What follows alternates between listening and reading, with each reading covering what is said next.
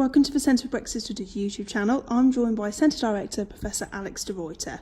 So Alex, we're back for 2020. What are you expecting to happen this month, especially after Boris Johnson said that Brexit will be done by the 31st of January earlier in PMQs?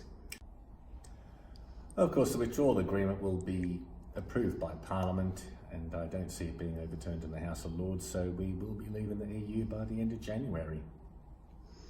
So the EU Commission President has stated today that the UK and EU partnership will not be as close as before post-Brexit. So looking ahead, what can we expect the relationship to be like?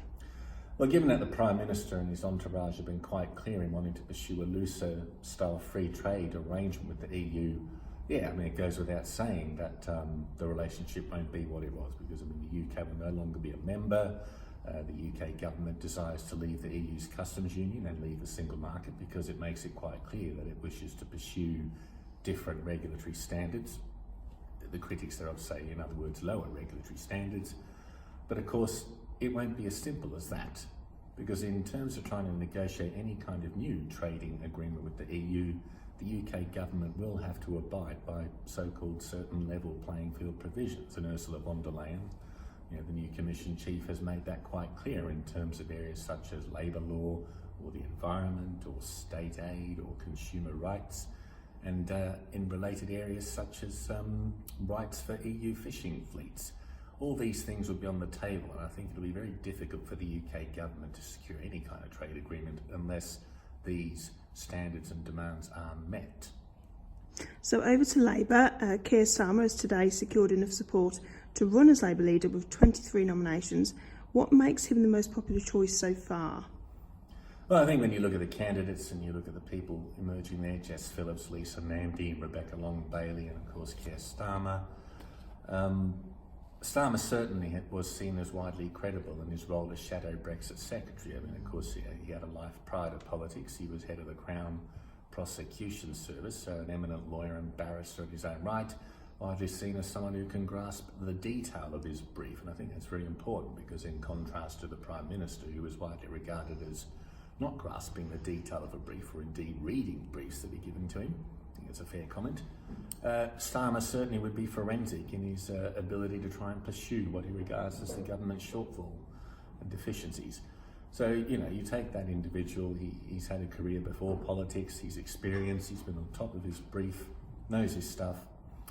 If we then compare him to the other lead front runners, not so much experience outside politics, very much professional politicians, without trying to sound ageist, I don't wish to do that, somewhat junior and inexperienced as a result. If we take, for example, Rebecca Long-Bailey, Shadow Industry Secretary, was able to hold the government to account in areas such as trying to pursue regulatory divergence or undercutting worker rights, yes.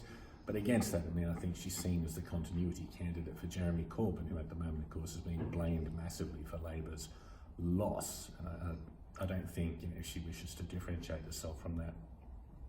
Giving Corbyn 10 out of 10 on an ITV interview won't endear her to his opponents in that regard.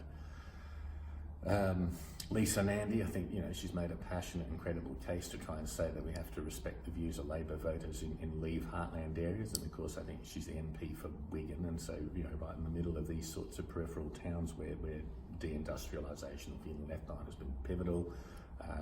Much like Jess Phillips, of course, being the MP for Yardley here in Birmingham, both of them making a point about that the Labour Party needs to change. Well, you follow an election loss, clearly you need to change. Something wasn't working. Was it simply a case of the wrong leader, or were there too many hodgepodge policies?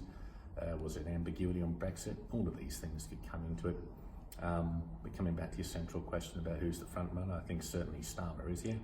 And I think Starmer's biggest issue may well be in terms of the way the new leader is elected. Of course, there are three constituents he's here, if you like.